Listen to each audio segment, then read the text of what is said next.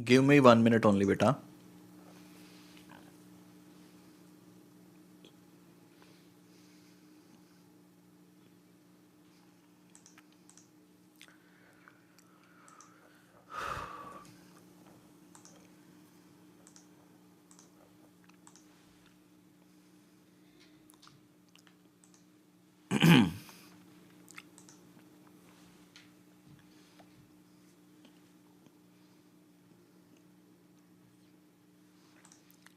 Telegram पे मैंने वापस से लिंक शेयर कर दिया।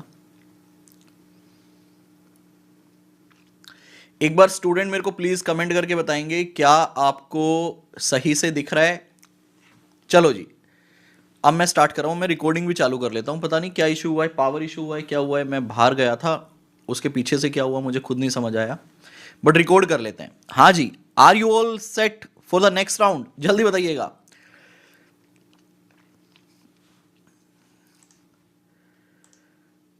हाय गाइस, वापस से स्वागत करता हूं ब्रेक के बाद सभी बच्चों का। आई होप आप लोग तैयार हैं। अब मैं आपको आईसीआई का चैप्टर 1 का लास्ट कंसेप्ट करवा रहा हूं, जो कि बात करता है एंगेजमेंट स्टैंडर्ड्स की।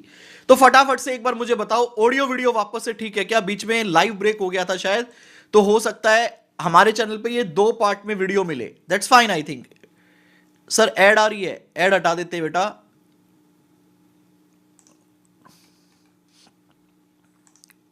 ऐड आ रही है, ऐड हटा देते हैं बेटा जी।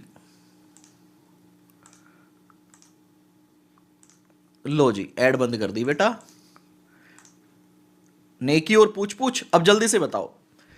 यस सर, ऑल डन, सब बढ़िया है। अब आप स्टार्ट कीजिए, वापस से ब्रेक खत्म हो गया है। चलो जी, तो ये 2 पार्ट में वीडियो मिलेगी आपको मेरे यूट्यूब पे। आई होप उसमें कोई फर्क नहीं पड़ता। चलो जी, अब मैं आपको पहले ये चार्ट से करवा देता हूं एक बार, फिर हम चलेंगे आगे। ओके सर, आप चार्ट से करवाओ, कहीं से भी करवाओ, बस करवाओ। आ जाओ।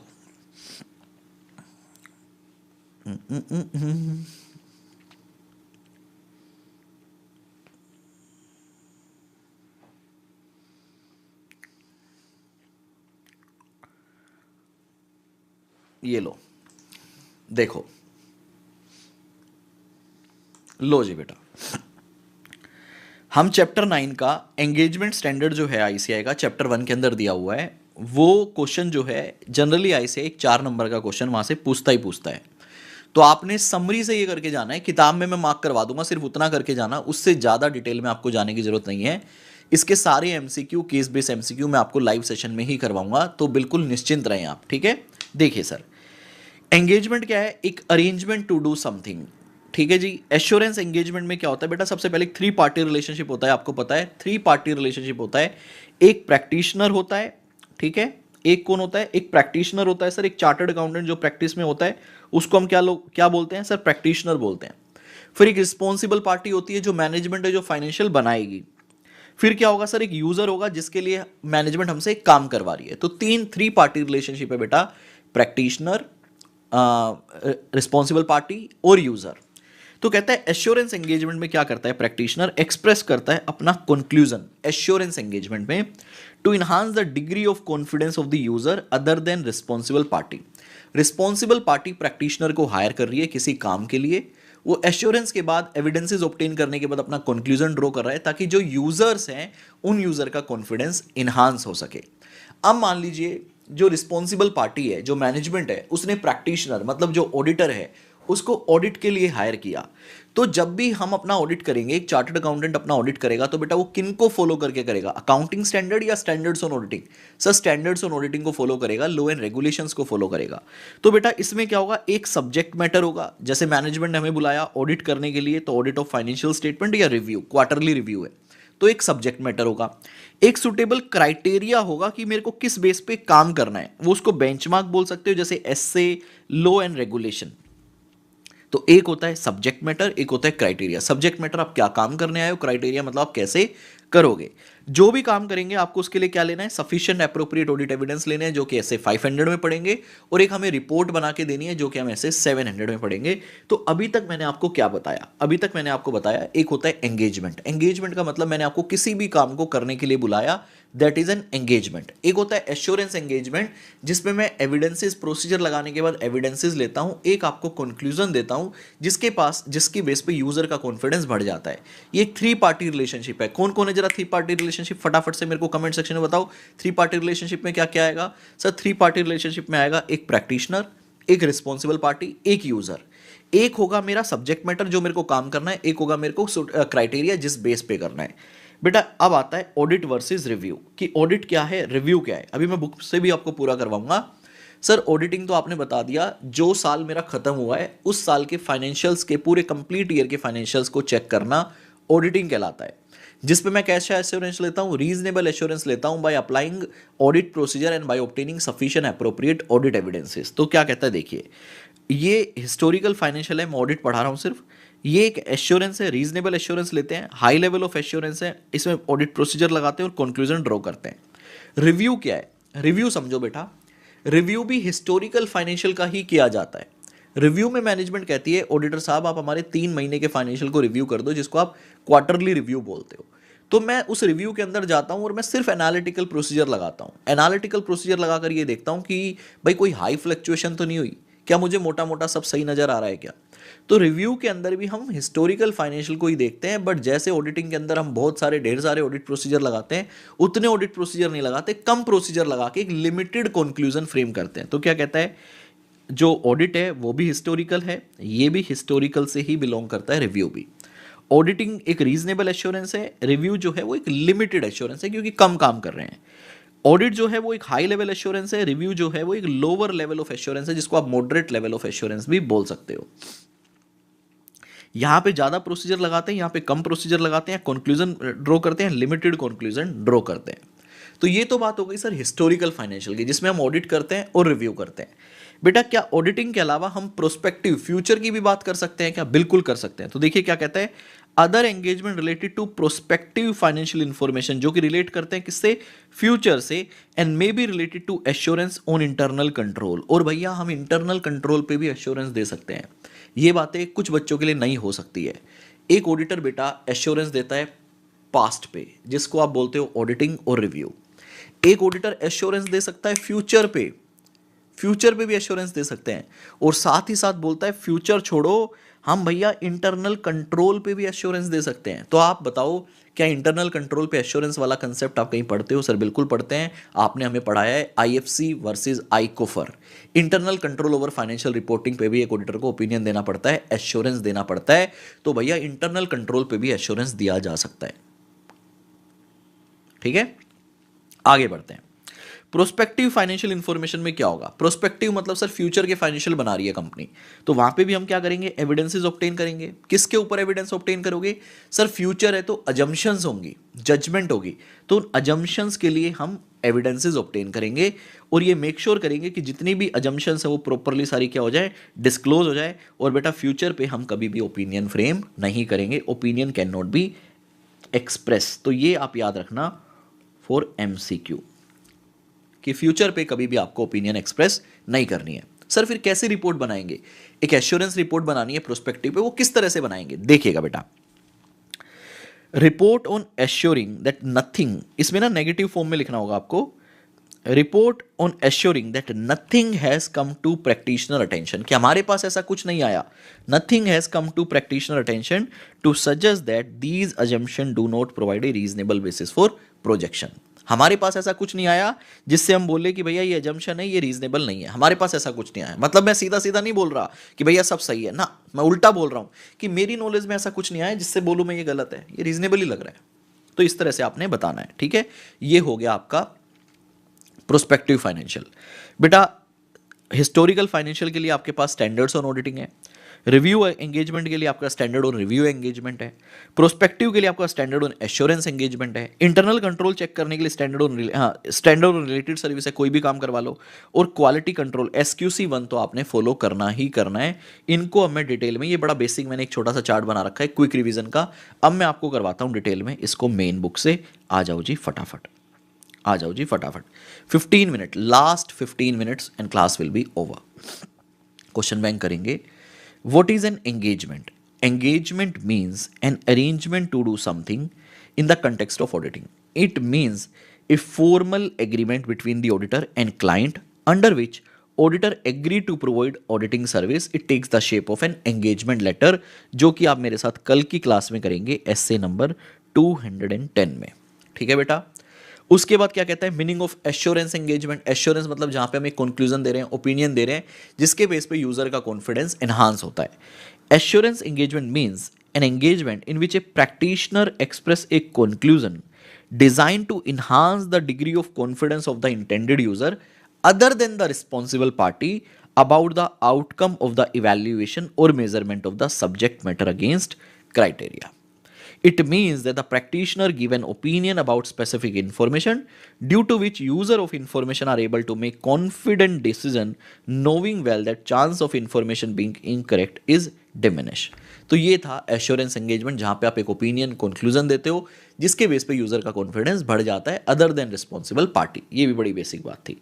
अब आता है बेटा यहाँ पे वही सारी बातें जो हम पीछे चार्ट में पढ़कर आए हैं. एलिमेंट ऑफ एश्योरेंस एंगेजमेंट क्या कहता है, कह रहा है following element comprise N assurance engagement. सबसे पहले तो कहता है ये 3 पार्टी रिलेशनशिप है, जिसके अंदर पहली पार्टी है प्रैक्टिशनर, एक चार्टर्ड अकाउंटेंट इन प्रैक्टिस, दूसरा है एक रिस्पॉन्सिबल पार्टी एंड तीसरा है इंटेंडेड यूजर. बेटा रीड करने की जरूरत है क्या, सर एक बार कर दो. एन एश्योरेंस एंगेजमेंट इन्वॉल्व अफरसेट 3 party. A practitioner is a person who provide the assurance. The term practitioner is broader than auditor. क्यों, क्योंकि ऑडिटर तो सिर्फ ऑडिट करेगा, प्रैक्टिशनर से आप कुछ भी करवा सकते हो.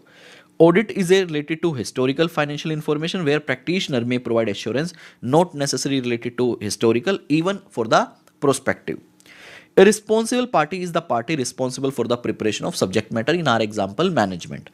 A intended user are the person for whom an assurance report is prepared.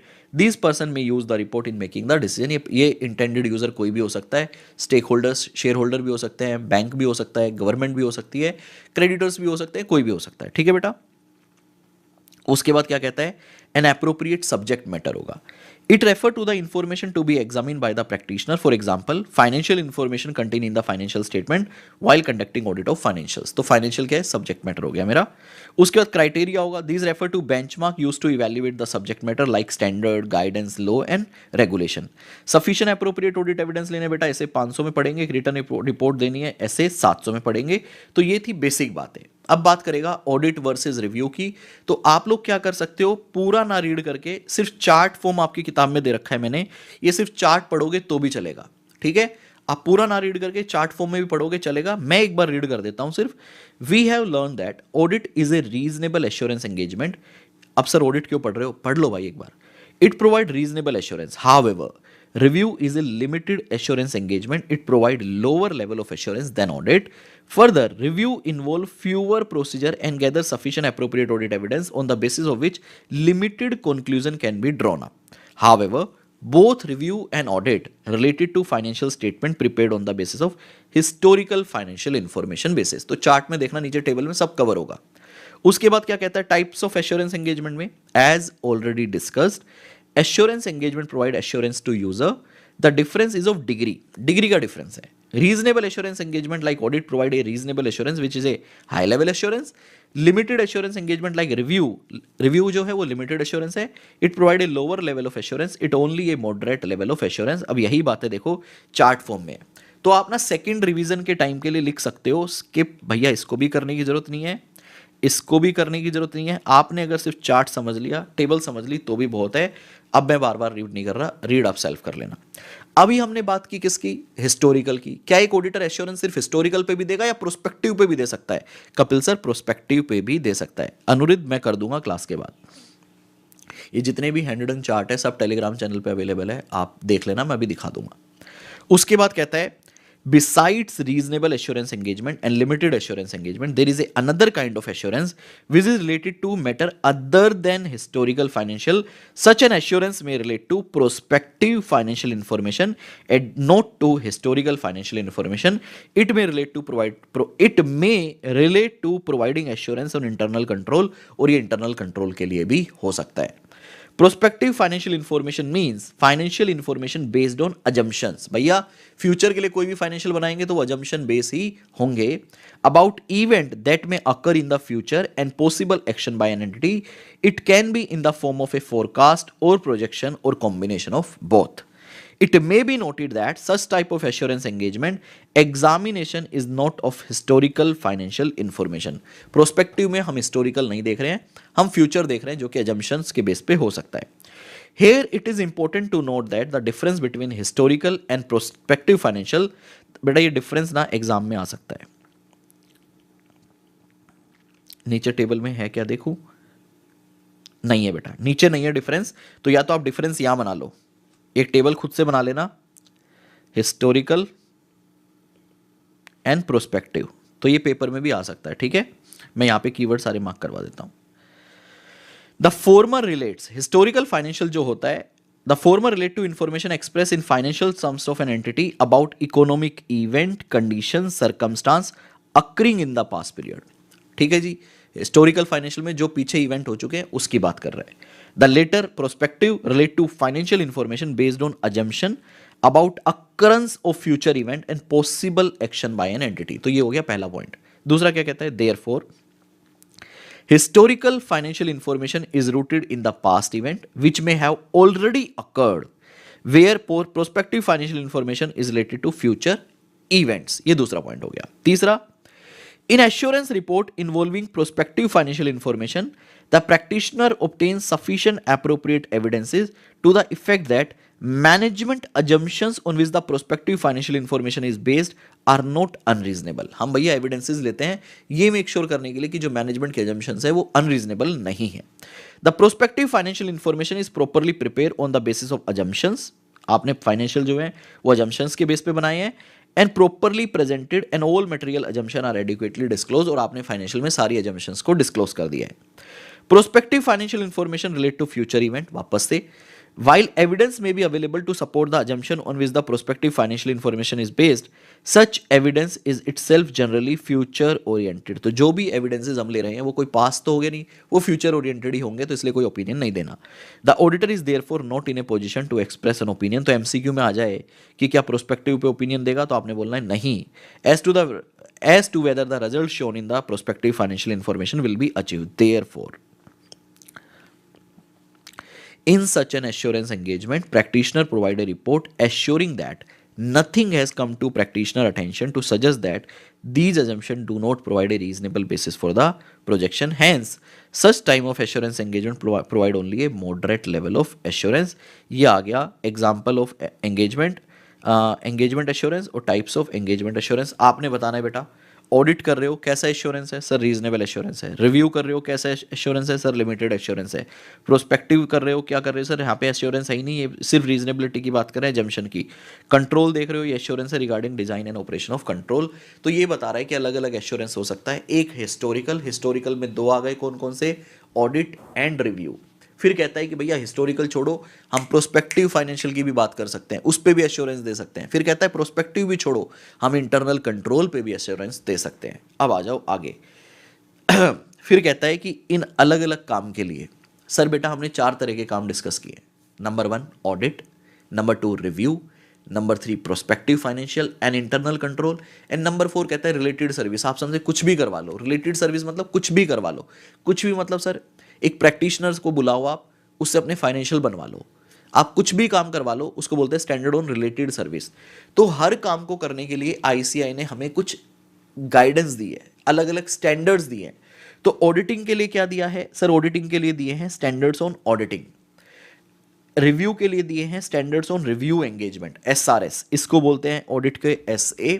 Review के लिए बोलते हैं standard on review engagement, SRE. और जो प्रोस्पेक्टिव है या इंटरनल कंट्रोल के ऊपर जो हम एश्योरेंस दे रहे हैं उसको बोलते हैं SAE, standard on assurance engagement. और फिर रिलेटेड सर्विस कुछ भी करवा लो, standard on related service. Sir इनको नाम कैसे याद करें, बड़ा आसान है, बड़ा आसान है. देखो सबसे पहले क्या आता है सर, सबसे पहले एसएज आते हैं फाइनेंशियल स्टेटमेंट के ऑडिट के लिए. फिर एसए को आप एसआरई कर दो, ठीक है, standard on review engagement, SR कर दिया हमने. अब वापस से एसए ले आओ, वापस से एसए ले आए और ई ऐड कर दो, ठीक है जी, ई ऊपर से नीचे आ गया, स्टैंडर्ड ऑन एश्योरेंस एंगेजमेंट. अब वापस से आर ले आओ, S R S, standard on related service. तो के 2 एग्जांपल, 2 नंबर रिव्यू के, 2 नंबर एश्योरेंस के, 2 नंबर रिलेटेड सर्विस के, 2 नंबर. सर याद कैसे करें, मैंने क्लास में बताया था, याद है? अगर आप सीरीज देखोगे तो कौन सी सीरीज है, 2400, 3400, 4400, 2400, 3400, 4400। 3 नंबर आपने याद रखने हैं।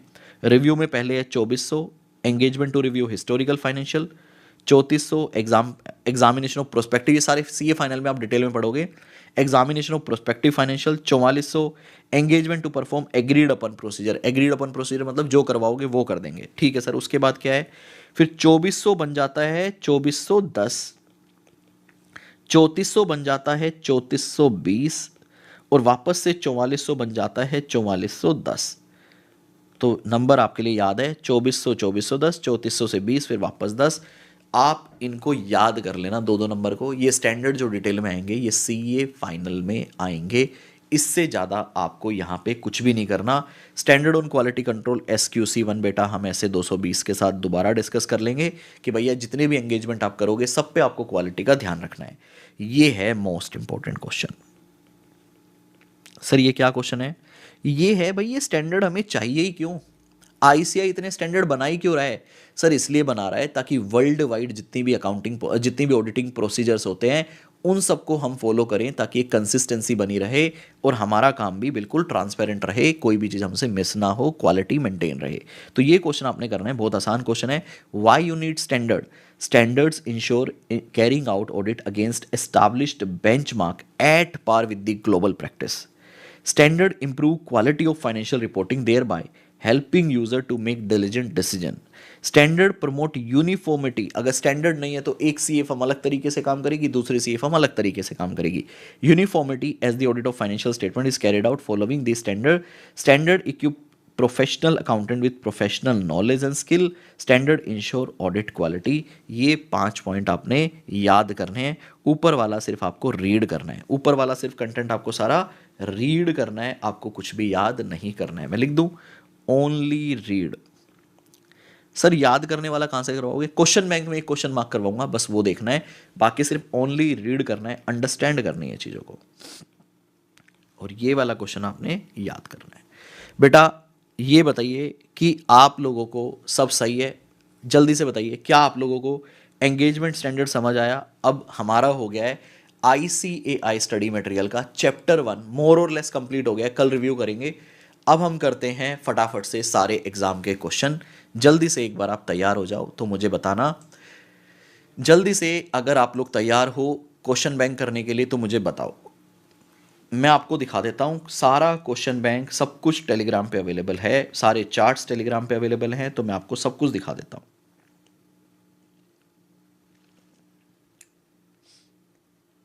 देखो जी, और इस वीडियो के कमेंट सेक्शन में मैं आपको बकायदा टेलीग्राम चैनल का भी लिंक दे देता हूँ, सब चीज़ों की लिंक डाल दूंगा, जो जो आपको चाहिए मेरे को कमेंट कर देना बस, ठीक है। अब SPC क्लासेस वाले यूट्यूब चैनल पे बफरिंग हो रही है, बच्चे बोल रहे हैं। हमारे यहाँ सही चल रहा है। बेटा वापस से पीछे करके देख लेना आप वीडियो को। अब हम क्वेश्चन बैंक स्टार्ट कर रहे हैं, जल्दी से आइएगा प्लीज। मैं क्वेश्चन में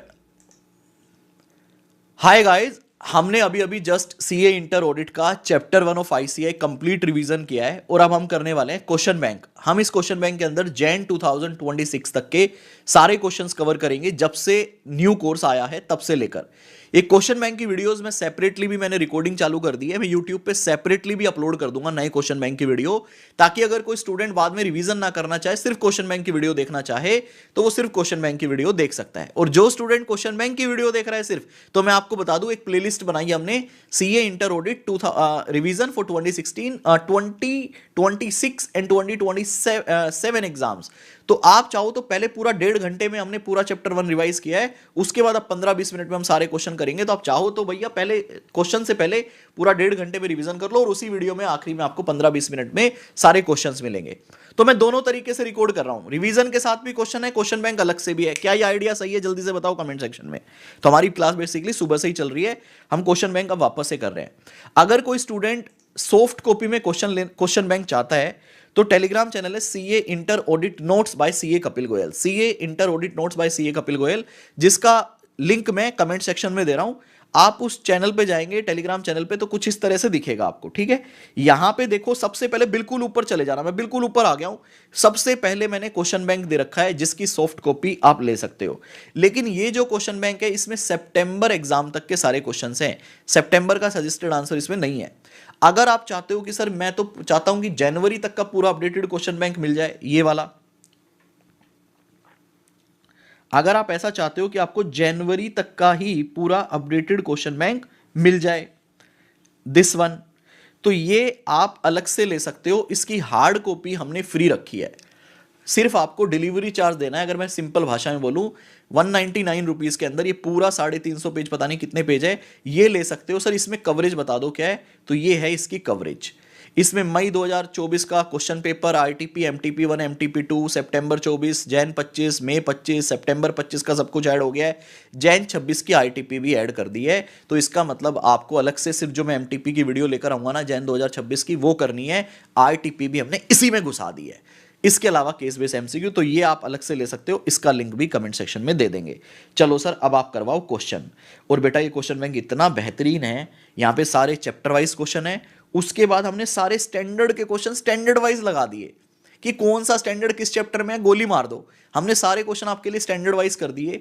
तो ये क्वेश्चन बैंक मुझे लगता है भारत का सबसे बेहतरीन क्वेश्चन बैंक है। और भाई अगर 200 रुपये भी नहीं देने तो पीडीएफ तो है ही ना यार, सितंबर तक की। आपने 2 आरटीपी 2 एमटीपी तो अलग से मारनी है, मार लो, ठीक है। तो वो भी आपके पास ऑप्शन अवेलेबल है।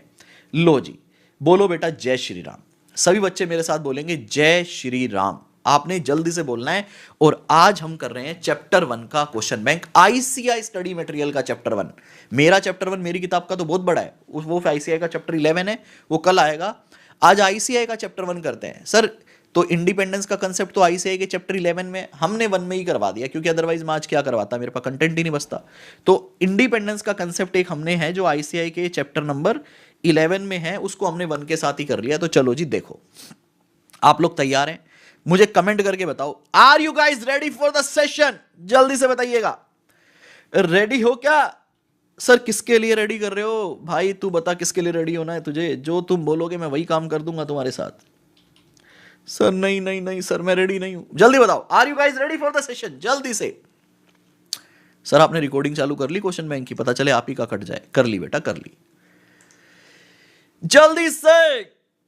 Yes sir. लो जी, जय श्री राम। पहला क्वेश्चन ये रहा आपके सामने। और वो जो मैंने अभी अभी आपको क्वेश्चन करवाया था ना, पार्टनर वाला और गाइडेंस वाला, गाइडिंग प्रिंसिपल वाला, वो देख लेना, वो रह जाएगा तो पेपर में फिर तुम गलत करके आओगे। चलो सर, कपिल सर के होते हुए हम कुछ ना गलत कर रहे सर, आपने पूरा खोद के पर। ओ एक क्वेश्चन रह गया भाई, रिवीजन में गलती से एक क्वेश्चन रह गया। पहले मैं दिखा देता हूं, कल की क्लास में कवर करेंगे। अच्छा हुआ सही टाइम पे याद आ गया मुझे। चैप्टर 1 का एक इंपॉर्टेंट क्वेश्चन रह गया, वो हालांकि ऑडिट रिपोर्ट के साथ लिंक होता है, इसलिए यहाँ छूट जाता है मुझसे। मैं पहले दिखा देता हूँ ताकि आपको पता रहे, आप मुझे याद दिलवा दो। एक क्वेश्चन एग्जाम ओरिएंटेड रह गया मेरे भाई, ये वाला। The auditor should conduct audit, should take care to ensure that the financial statement would not mislead anybody. ये ना बहुत अच्छा क्वेश्चन है, इसको मैं लिंक करवाता हूँ ऐसे 700 के साथ भी। तो ये क्वेश्चन जब मैं आपको ना याद रखना, मेरे से छूट ना जाए बाद में, ठीक है। ये क्वेश्चन आपने मेरे को बाद में याद दिलवाना है कि कपिल सर ये क्वेश्चन करवा दो, एक एग्जाम ओरिएंटेड क्वेश्चन हमारा रह गया है। ओके ओके सर, चलो अब चलते हैं। लो जी बेटा, अब हम कर रहे हैं क्वेश्चन बैंक, सेपरेट वीडियो भी यूट्यूब पे आएगी। देखो बेटा, familiarity threat are self-evident and occur when auditor form relationship with the client where they end up too sympathetic to the client interest. Explain. अब आप मुझे एक बात बताओ, मैंने क्लास के साथ भी आपको समझाया है, क्या ये क्वेश्चन डायरेक्ट है या केस स्टडी बेस है? केस स्टडी में भी डायरेक्ट है या समझ नहीं आ रहा? जल्दी बताओ। सर ये क्वेश्चन बिल्कुल डायरेक्ट है, हमें फैमिली थ्रेट एक्सप्लेन करना है और हमको एग्जाम्पल देने हैं और उसके अलावा कुछ नहीं लिखना। तो क्या ये क्वेश्चन जो एमटीपी जैन 25 में आया था, क्या अगर आपने बुक पढ़ रखी है तो क्या आपको ये क्वेश्चन बैंक से करना चाहिए? आप डिसाइड करो। मैं मान के चल रहा हूं या तो आपके पास हार्ड कॉपी क्वेश्चन बैंक है या आपके पास सॉफ्ट कॉपी क्वेश्चन बैंक है, और अगर कुछ भी नहीं है तो आप वेबसाइट से ले लो, 200 रुपए में आपके घर पहुंच जाएगा। इसको काट लो सर, ये क्वेश्चन डायरेक्ट है, इसको नहीं करना, ठीक है। आगे चलते हैं। दूसरा क्वेश्चन बेटा, इसका जवाब आपने देना है, और ये आईसीएआई का फेवरेट क्वेश्चन है। आईसीआई लव्स इट, ठीक है। आईसीआई इसको बहुत प्यार करता है, आई से गुल्लू गुल्लू करता है। तो अब ना आपने मेरे को इसका जवाब देना है, लो जी सर, जवाब हम देंगे, बताओ बेटा। CAH is a managing partner of HKN Company, a chartered accountant firm having registered office at Delhi, with the annual task of reviewing whether any threat to independence is observed in the firm. CAH noted down the following observation received from the staff and partner of the firm for financial year 23-24. आपने बताना है भैया कौन सा threat है यहाँ पे। CAJ partner of the firm performs statutory audit as well as non-audit engagement for MS Takeaway Private Limited. आखिरी में आ रहा हूं मैं। You are requested to help CAH in classifying the type of threat to independence in each of the above observation received from the staff and partner of the firm. आपने बताना है कौन सा थ्रेट है। पहला है CAJ partner of the firm perform statutory audit as well as non-audit engagement of Take Away Private Limited. जल्दी से बताओ बेटा।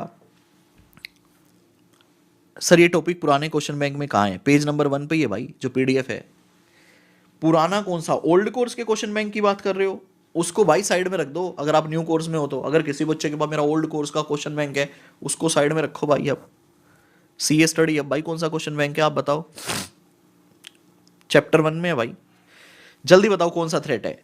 दिव्यम जैन का गुंजन का आ गया है सेल्फ रिव्यू थ्रेट। बाबा का लाडला व्योमगर, क्या बात है व्योम, जल्दी से बताओ। एड्यू वाइब, क्या बात है, बहुत बढ़िया सर। ये सेल्फ रिव्यू थ्रेट है, बाकी बच्चे पता नहीं क्या सोच रहे हैं। ठीक है जी, आगे चलते हैं।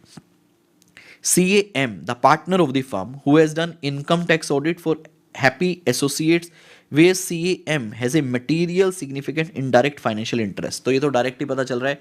सेकंड बताओ बेटा, जब भी आप अपना आंसर दोगे ना तो ऐसे लिख के देना, सेकंड का आंसर या सेकंड का आंसर, अदरवाइज पता नहीं चलेगा। जल्दी बताओ। वाई आपका भी बिल्कुल ठीक है, फर्स्ट का आंसर। तो जब भी आप आंसर लिखेंगे नंबर के साथ देना, ताकि मेरे को स्टेटमेंट पता चले आप किसका आंसर लिखने वाले हो। बिल्कुल सही, एब्सोल्युटली राइट। अगला बताओ, अगला बताओ बेटा जल्दी से। सर अगला है सेल्फ इंटरेस्ट थ्रेट। श्रुति ने, गुनगुन ने, कविता ने, दिव्यम जैन ने, निशा ने, इन सब बच्चों ने सही जवाब दिया है। अरे CA स्टडी हब है भाई। लो जी आगे चलो।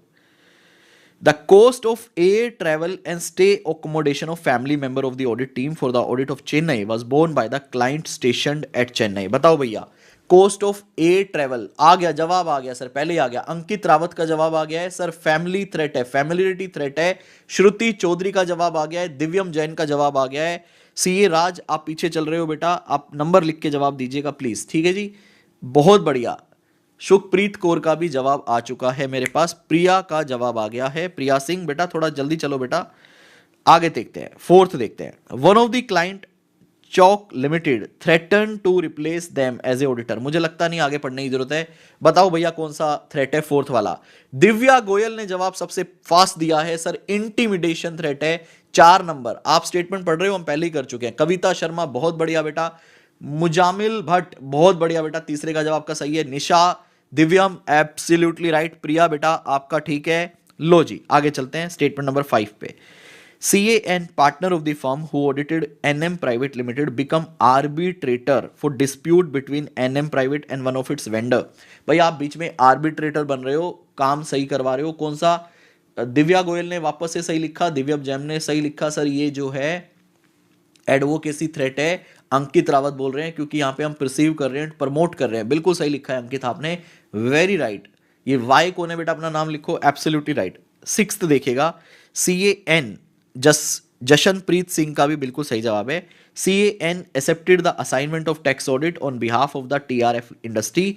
Management agree to pay him contingent fee. Contingent fee management आपको देने के लिए तैयार है। निशा ने बिल्कुल सही लिखा सर, ये सेल्फ इंटरेस्ट थ्रेट है। कविता शर्मा ने भी सही लिखा है, अंसारी साहब ने भी सही लिखा है, बहुत ही बढ़िया बेटा। गुनगुन आहूजा ने भी सही लिखा है। प्रिया बेटा बहुत बढ़िया, एब्सोल्युटली राइट। तो ये था आपका simple question, identification of threat. आगे आ जाओ जी, अब दोबारा बताओ। कंटिन्यू चल रहे हैं हम, कंटिन्यू चल रहे हैं, ठीक है। क्लोज बिजनेस रिलेशन है विद, आपने बताना है क्लोज बिजनेस रिलेशन है बेटा। आ जाओ आगे, आ जाओ जल्दी से आओ। Close business relation with an audit client, audit client के साथ आपका क्लोज बिजनेस रिलेशन है। बताओ भैया कौन सा थ्रेट है, क्लोज बिजनेस रिलेशन। जल्दी से अगला क्वेश्चन का पहला बताओ। Close business relation self interest threat है रहमा। आगे चलो, auditor perform service that are themselves subject matter of audit. Auditor ने सर्विस परफॉर्म की है जिनका खुद का ऑडिट होना है। जल्दी बताओ बेटा, सेकंड का बताइए जल्दी, जल्दी बताओ बेटा। Close business relation, business relation है मेरे भाई।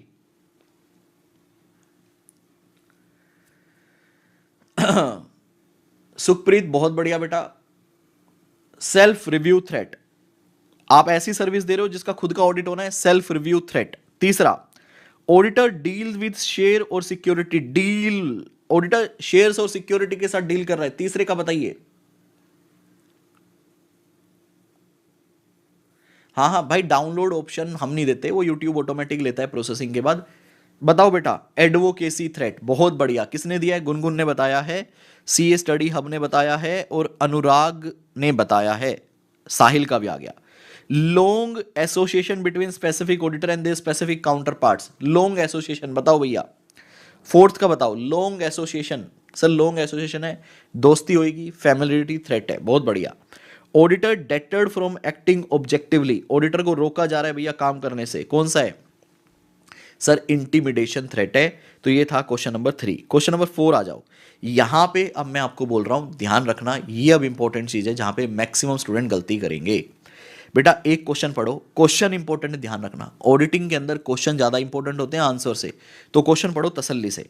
ओके सर पढ़ रहे हैं। क्या कहता है देखिए, CA Sudhakar has been appointed as the auditor of AMRO Limited. Before accepting the appointment, he learned that his cousin, एक cousin है उसका, who held share in the company and recently passed away, उसका भाई cousin मर गया, without children, named his as a nominee for these share, और उस सुधाकर के नाम पे वो shares nominee था, which have substantial value, although holding such share through a distant relative does not violate legal provision. भाई मेरे किसी कजन के पास शेयर थे, वो मर गया, उसका नॉमिनी मैं था, तो लीगली तो मैं भाई मेरे ऊपर कोई लाइबिलिटी नहीं आती क्योंकि कजन के पास शेयर है। और affect his independent, this unexpected inheritance, अब मेरे पास तो आई गए, place him in A dilemma, advice CA Sudhakar on how he should deal with the situation, उसको इस सिचुएशन से कैसे डील करना चाहिए। सर एक्शन लेना चाहिए, सेफगार्ड लगाना चाहिए, एलिमिनेट करना चाहिए, नहीं एलिमिनेट करता है तो विड्रॉ करना चाहिए, और क्लाइंट एक्सेप्ट नहीं करना चाहिए। तो हो गया conclusion. And safeguard his independence, बताओ वो कैसे सेफगार्ड करेगा। तो भाई आप मुझे बताओ, इसमें पार्टनर की रिस्पॉन्सिबिलिटी वाले पॉइंट लिखोगे या सेफगार्ड वाले लिखेंगे? कपिल सर सेफगार्ड वाले लिखेंगे। दूसरा बेटा, जब भी केस स्टडी वाला क्वेश्चन आए, मैंने क्लास में चिल्ला चिल्ला के बताया था आपको, जब भी केस स्टडी वाला क्वेश्चन आए आप बुक में सोचना आपकी किताब का कौन सा कंसेप्ट है, कौन सा कंसेप्ट है, सेफगार्ड वाला। उसके बाद दिमाग पे क्या करोगे बताओ, मैं सिर्फ इतना छोड़ रहा हूं, उसके बाद दिमाग पे क्या लगाओगे आपने बोलना है, मैं नहीं बोल रहा। अब आप क्या लिखोगे सर? अब हम लिखेंगे सेफगार्ड का पूरा कंसेप्ट 5 पॉइंट। उसके बाद क्या करेंगे, क्वेश्चन को कॉपी पेस्ट रेलेवेंट पोर्शन, और फिर लिखेंगे एक्शन कि भैया उसने क्या करना है, एक्शन लेना है, एलिमिनेट करना है, नहीं कर पा रहा है तो क्लाइंट एक्सेप्ट नहीं करना है। तो जल्दी बताओ। उसके बाद लगाएंगे ताला, ताला लगाने के बाद क्वेश्चन कॉपी पेस्ट करेंगे, फिर हम अपना कंक्लूजन फ्रेम करेंगे। आईसीआई नालायक है, पहले ही कंक्लूजन फ्रेम कर दिया, आपने ऐसा नहीं करना, आपने पहले 5 पॉइंट लिखने हैं, फिर ये ऊपर वाली बात लिखनी है। अगले क्वेश्चन पे चलते हैं। लो जी बेटा, तो ये सेफगार्ड का क्वेश्चन था, ये कौन सा था? सेफगार्ड का question. Next question on independence, देखिए, CAN the engagement partner of LPS associates, बहुत अच्छा क्वेश्चन है, is planning for audit of a large company as a part of preliminary engagement activity being performed in this regard. He wants to ensure that compliance with independence requirement, वो ensure करना चाहता है compliance with independence requirement. How shall he form a conclusion that audit firm compliance with the independence requirement?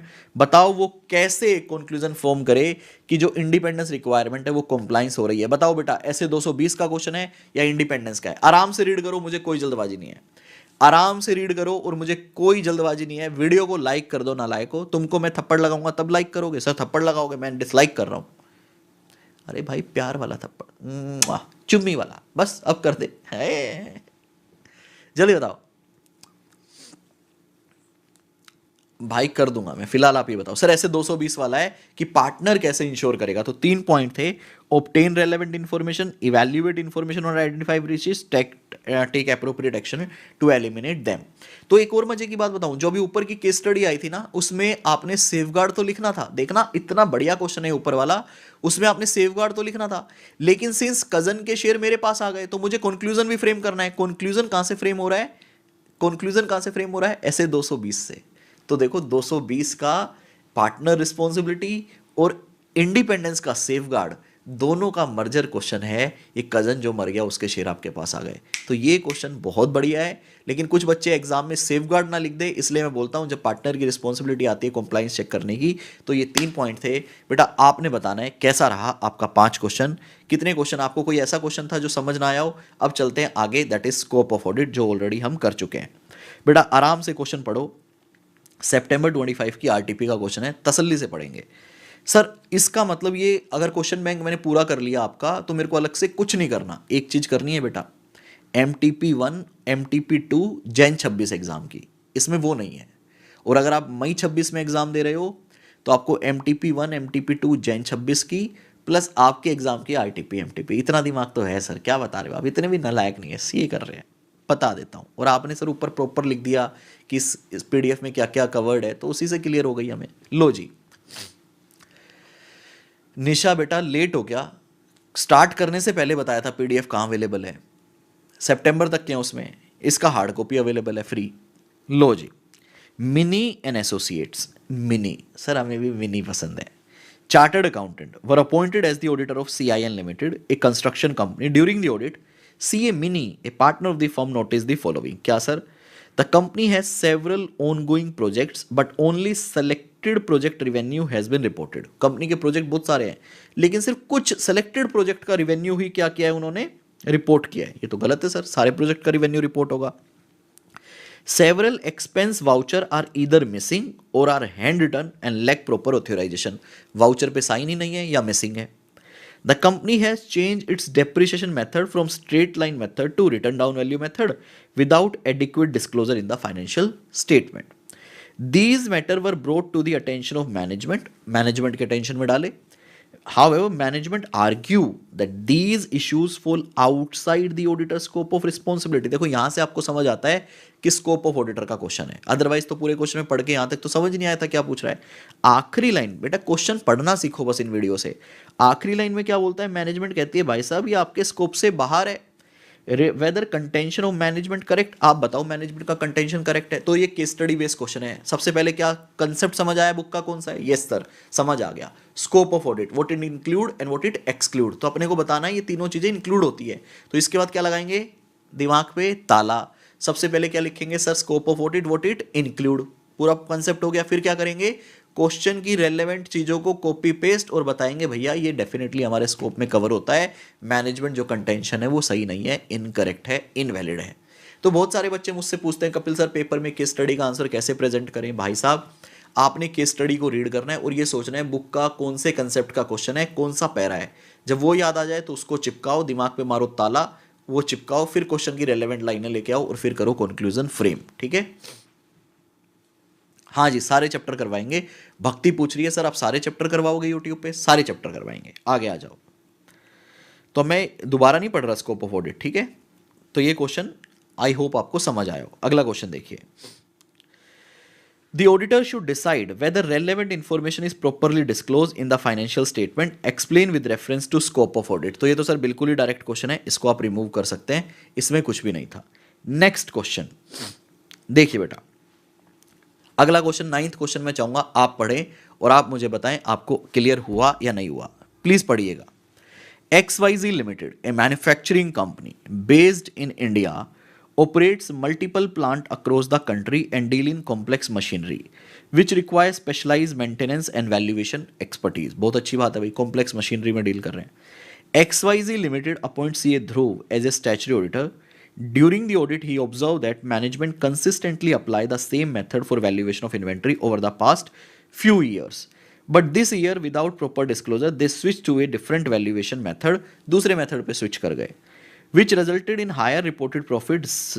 Does such a matter fall within the scope of audit? तो आप बताओ बेटा, scope देखो sir direct ही हो गए, तो आखिरी में क्लियरली पूछ रहा है स्कोप ऑफ ऑडिट, तो स्कोप ऑफ ऑडिट का पूरा लिखोगे, फिर आप बताओगे भैया मेथड स्विच कर रहा है, सारे डिस्क्लोजर सारी अकाउंटिंग पॉलिसीज हमारे स्कोप के अंदर कवर होती है, क्वेश्चन को कॉपी पेस्ट करोगे और अपना कंक्लूजन फ्रेम करोगे, ठीक है। तो आपने इस तरह से करना है। लेकिन अगर आप आईसीआई देखोगे तो आईसीआई क्या करता है, डायरेक्ट ही कंक्लूजन दे देता है, बाद में स्कोप लिखता है। आप बेटा पेपर में पहले स्कोप लिखना, फिर क्वेश्चन लेके आना, फिर आपने क्या करना है, कंक्लूजन फ्रेम करना है। अगला क्वेश्चन देखो बेटा, ऑडिट वर्सेस इन्वेस्टिगेशन, बहुत अच्छा क्वेश्चन है, ये भी हम कर चुके हैं, प्लीज एक बार रीड करो। The management of cool drink limited suspect that, management को सस्पेक्ट है that some employee of the company may be involved in making fraudulent payment to dummy worker as its various plants in the country। Management को शक है कि हमारे कुछ लोग ना डमी वर्कर को पैसा दे रहे हैं। Therefore, they are considering appointment of a firm of auditor to conduct audit involving detailed examination of account। इसीलिए मैनेजमेंट को लगता है यार ऑडिट करवाओ। However, one senior person among board member mister P object to use the word of audit in proposed assignment. एक director है या कोई एक मेंबर है, वो बोलता है भाई साहब इस काम को ऑडिट बोलना सही नहीं है। Comment also discuss how audit is different from investigation. आखिरी में क्वेश्चन की लगा दी मैया, एक लाइन आखिरी वाली नहीं लिखता तो ये बहुत अच्छा था। तो बेटा यहाँ पे आपने क्या करना है, ऑडिट दिमाग पे लगाओ ताला, ऑडिट वर्सेस इन्वेस्टिगेशन को एक्सप्लेन करो, फिर क्वेश्चन को कॉपी पेस्ट करो कि क्वेश्चन में भैया डमी वर्कर को पेमेंट हो रही है, मैनेजमेंट ऑडिटर को हायर कर रहा है, that is a critical examination, it is not audit, it is a investigation. तो आपने क्या करना है, पहले ऑडिट वर्सेस इन्वेस्टिगेशन पूरा एक्सप्लेन करना है, फिर क्वेश्चन कॉपी पेस्ट करना है, फिर कंक्लूजन फ्रेम करना है कि प्रपोज्ड ऑडिट असाइनमेंट जो है वो ऑडिट नहीं है, वो क्या है, इन्वेस्टिगेशन है। ठीक है जी, आ जाओ अगला क्वेश्चन देखिए। PD and company chartered accountant were appointed, बेटा ये अभी रिसेंट एग्जाम का क्वेश्चन है, ये रिसेंट एग्जाम का क्वेश्चन है, देख लो बेटा। PD and company chartered accountant were appointed as the statutory audit of MR limited for the financial year 23-24। MR limited include the following clause in the appointment letter to the auditor. ये appointment letter ऐसे 200 का पढ़ लेते हैं, चलो। The auditor shall be responsible, auditor shall be responsible, भाई appointment letter में लिख रहे हैं क्या, देखो कितना बढ़िया क्वेश्चन है। आईसीआई ने अपॉइंटमेंट लेटर लिखा तो दिमाग में आएगा 210 का क्वेश्चन है। अगली लाइन से क्लियर हो रहा है कि चेंज हो गई situation. The auditor shall be, appointment letter में क्या लिख रहे हैं, the auditor shall be responsible for detecting the fraud that may happen in the company during the year 23-24। Appointment letter में लिख रहे हैं कि भैया ऑडिटर रिस्पॉन्सिबल होगा फ्रॉड के लिए, जबकि ऐसा नहीं होता है। The auditor object to inclusion of such clause in the appointment letter discuss in the light. अरे आखिरी में ना सर, बस यही इंटर की दिक्कत है, यही आईसीआई की दिक्कत है। आखिरी में जाके पूरे क्वेश्चन का नाम रायता फैला, आखिरी में जाके पूरा खत्म कर दिया क्वेश्चन। इंटर में कितनी भी लंबी चौड़ी केस स्टडी बना ले, आईसीआई कहेगा अरे प्यारे प्यारे छोटे छोटे बच्चे आए हैं बता दो। तो 2-3 क्वेश्चन ऐसे आएंगे शायद जहां पे आपको ये ना समझ आए कि क्या पूछ रहा है, बाकी आईसीआई कहता है नन्हे मुन्ने बच्चे हैं भैया, आखिरी में सब बता दो। आखिरी में बिल्कुल क्लियर कर दिया क्या भैया स्कोप ऑफ ऑडिट के अंदर ये डाल सकते हैं क्या, नहीं भैया ये मैनेजमेंट की रिस्पॉन्सिबिलिटी है, तो आपने एक्सप्लेन करना है। इनहेरेंट लिमिटेशन, तो बेटा देखो कितनी लंबी चौड़ी केस स्टडी है, जरा पढ़ो एक बार फटाफट से, कितनी लंबी चौड़ी केस स्टडी है, जरा एक बार पढ़ो आप। सर पढ़ें, पढ़ो बेटा। RST limited retail company, sir आखिरी लाइन पढ़ लो ना directly. You are required to state the objective of audit, objective बताओ, ठीक है। Also explain why auditor can provide only reasonable assurance rather than absolute assurance, inherent limitation, ठीक है। तो आपने ऑब्जेक्टिव लिखना है और साथ ही साथ आपने इनहेरेंट लिमिटेशन को भी एक्सप्लेन करना है। ये लंबी चौड़ी केस स्टडी है, क्वेश्चन डायरेक्ट है, क्वेश्चन नंबर 11। आ जाओ जी आगे। कुछ बच्चे कंफ्यूज हो सकते हैं, सर यहाँ पे क्वेश्चन नंबर 11 लिखा है, फिर साइड में 9 लिखा है। बेटा अगर आप IITP जैन 25 खोलोगे तो उसमें 9 है, हमारे क्वेश्चन बैंक में सीरियल वाइज 11 है, सोर्स का पूरा रेफरेंस है। लो जी बेटा अगला question, nature of financial reporting is one of the close of inherent limitation, बिल्कुल ही डायरेक्ट क्वेश्चन है, आप हटा सकते हो। नेचर ऑफ फाइनेंशियल रिपोर्टिंग आपको एक्सप्लेन करना है। नेक्स्ट क्वेश्चन देखिए बेटा, नेक्स्ट क्वेश्चन पढ़िएगा, मैं लास्ट लाइन पढ़ लूँ क्या। List down factors giving rise to inherent limitation due to which auditor can not provide a guarantee. आखिरी लाइन में बिल्कुल बोल रहा है सर इंटर में मतलब टाइम पास करता है इसे केस स्टडी बना के, अरे ऐसी ऐसी केस स्टडी बनाएगा तुम भैया कहोगे madam may I go to washroom, तो आप वॉशरूम भागोगे। लेकिन आप ऐसा घबराना मत, ये भी मई 24 का एग्जाम का क्वेश्चन है। आखिरी में इंटर का बालक है, ऐसे टॉफी फेंक के मारेगा, बस तुमने ऐसे लपकनी है, डरना नहीं है। तो ये भी बेटा क्या हो गया, डायरेक्ट क्वेश्चन हो गया आपका, ठीक है। डायरेक्ट इनहेरेंट लिमिटेशन पूछी है। अगला question inherent limitation, direct inherent limitation पूछ रहा है, ठीक है। प्रैक्टिकल एंड लीगल लिमिटेशन एक क्वेश्चन करवाया था ना याद करने के लिए कि इनहेरेंट लिमिटेशन है, प्रैक्टिकल एंड लीगल है, डायरेक्ट दिया है क्वेश्चन नंबर 15। लो जी, एथिकल रिक्वायरमेंट आईसीएआई के चैप्टर नंबर 11 में है, तो हम कल करेंगे। उसके अलावा देखते हैं, ये सब कल का मामला है। मतलब आईसीएआई ने, ये क्वेश्चन बैंक की वीडियो में भी बता देता हूँ, हमने हमारी बुक के अंदर आईसीएआई का चैप्टर नंबर 1 और आईसीएआई का चैप्टर नंबर 11 दोनों को मर्ज करके रखा है। तो ये कुछ क्वेश्चंस हैं जो मैंने चैप्टर 1 में ही रखे हैं, बट आपको आईसीएआई स्टडी मटेरियल के चैप्टर 11 में मिलेंगे। तो हम 11 के नाम से क्वेश्चन बैंक की जो वीडियो आएगी वहाँ पे इसका आपको आंसर मिलेगा, ठीक है। बेनिफिट ऑफ ऑडिट बेटा आप सेल्फ देख लेना, मैं नहीं करवा रहा। एडवांटेज, ठीक है। ये वो क्वेश्चन था जो आज गलती से रह गया हमारा, फंडामेंटल प्रिंसिपल। तो ये था सर, वो कहाँ है सर, वो क्वेश्चन कहाँ है सर, एंगेजमेंट स्टैंडर्ड वाले चैप्टर 9 की मैंने अलग से बना रखा है क्या इसमें भी? ये रहा एंगेजमेंट स्टैंडर्ड 53 पेज पे, मैं एक बार जाके देखता हूँ। जो अभी हमने किया था ना हमारी बुक का chapter 9 engagement standard, audit, review, prospective, ये रे बेटा, ये भी कर लो, ये भी आईसीएआई के चैप्टर 1 में है, तो इसको छोड़ते नहीं है।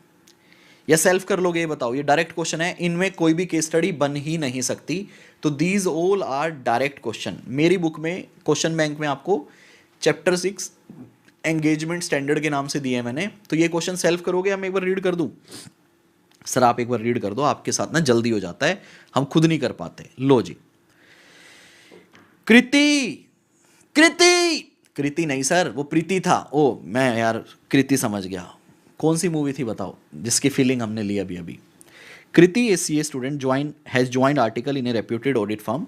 सी consider audit engagement to be an assurance engagement, ठीक है। Her understanding is that audit engagement is the only kind of assurance engagement in which practitioner give a return assurance report। देखो बेटा कितनी अच्छी केस स्टडी है। Correct, कृति है, एक choosy है, मतलब एक आर्टिकल है, उसको लगता है ऑडिट ही एक ऐसा एंगेजमेंट है जो एश्योरेंस एंगेजमेंट है, ठीक है। इन appropriate form, however her friend Soumya does not agree with her. She is of the view that assurance engagement are not restricted to audit alone.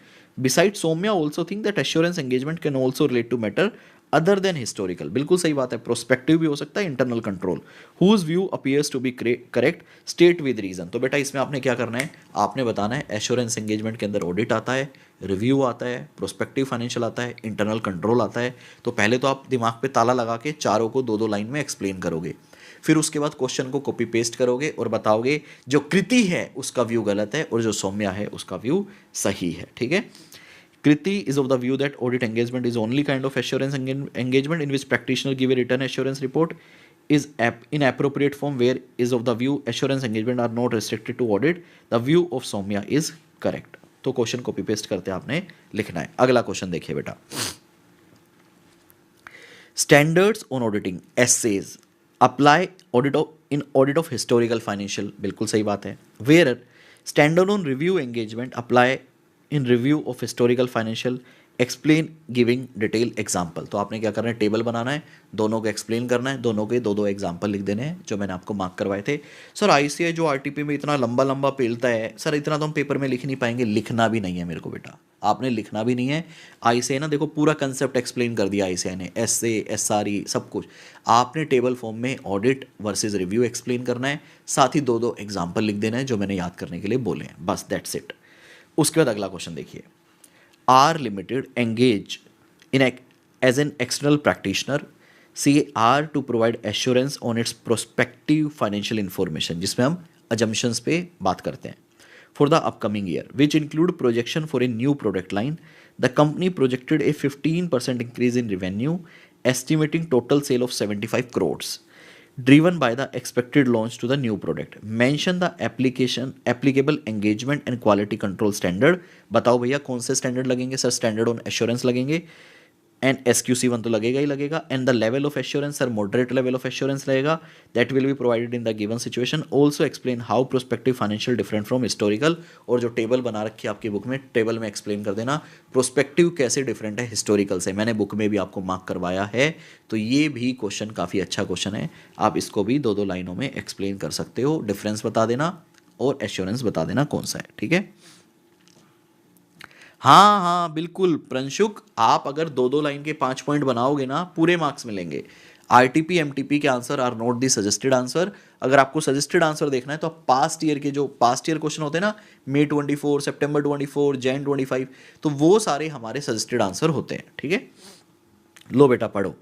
KST Limited is engaged in manufacturing business. It appoints CAT to provide it an assurance report on the financial statement prepared on the basis of historical financial information. The characteristics of such an engagement is that it involves gathering of sufficient appropriate evidence on the basis of which limited conclusion can be drawn. आपका जो historical पे उस पर आप limited conclusion draw कर रहे हो by the practitioner. Identify type of engagement. आपने टाइप ऑफ एंगेजमेंट बताना है। What are the 2 other feature of such an engagement. तो बेटा बताओ इस वाले एंगेजमेंट में ये ऑडिट की बात कर रहा है, रिव्यू की बात कर रहा है, जल्दी बताओ। Please explain in this engagement the question is talking about audit और रिव्यू, जल्दी से आपने कमेंट करना है। कबीर सिंह बिल्कुल सही, बिल्कुल सही सर, ये रिव्यू की बात कर रहा है क्योंकि लिमिटेड एंगेजमेंट लिमिटेड की बात कर रहा है, तो it provide a lower level of assurance, और यहाँ पे हम कम ऑडिट प्रोसीजर लगाते हैं। ये था आपका MTP सीरीज 2 मई 24 का क्वेश्चन। अगला क्वेश्चन देखिए बेटा। An audit is a reasonable assurance engagement where review is a limited assurance engagement. Both type of assurance engagement provide assurance to user but they differ in the degree of assurance. बेटा difference पूछ रहा है reasonable assurance और limited assurance में, ये वही table है जो किताब के अंदर दी हुई है, ये भी आपका डायरेक्ट क्वेश्चन है, ठीक है जी। अगला क्वेश्चन देखिए। कितने क्वेश्चन है सर? 1 2 3 3 क्वेश्चन हो रहे हैं बस, आ जाओ। लो पढ़ो बेटा। ये बेटा रिपीट क्वेश्चन है, जो अभी अभी हमने ऊपर किया है वही क्वेश्चन है। डिफरेंस पूछ रहा है प्रोस्पेक्टिव में और हिस्टोरिकल में। अभी आपने जो किया था देखो, जैन 25 के एग्जाम में वही क्वेश्चन आया जो RTP में आया था। तो भाई साहब सारे क्वेश्चन किया करो, RTP के, MTP के, स्टडी मटेरियल के सारे। पेपर में 70% 60% क्वेश्चन ICAI रिपीट पूछता है। देखो 5 नंबर का क्वेश्चन सेम ऊपर RTP MTP में था, जैन 25 में ICAI ने पेल दिया, सेम क्वेश्चन। लो जी आगे चलो। Mention any 3 standard issue under authority of ICAI which are collectively known as engagement standard. तो 3 स्टैंडर्ड बता दो sir, standards on auditing, standards on review, standard on assurance और standard on quality control.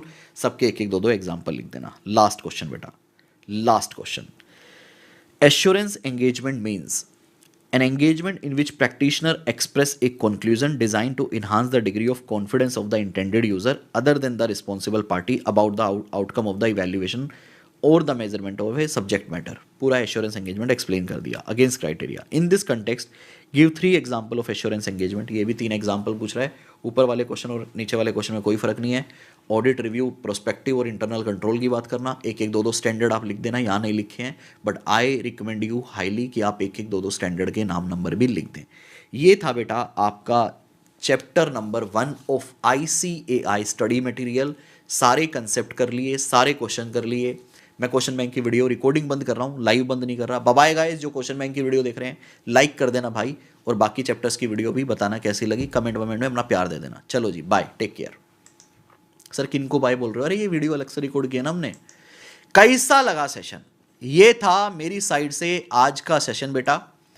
I hope मैंने आपके लिए आसान कर दिया है। अब आप अपने 2-3 घंटे लगाओ और याद करके फोट डालो।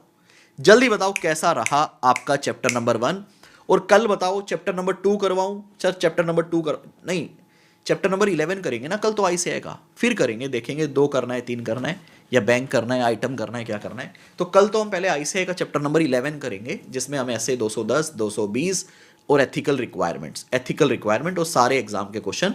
कल का टारगेट रहेगा ये। जल्दी बताओ भैया सेशन कैसा था? कल का मैंने बता दिया, कल क्या होगा।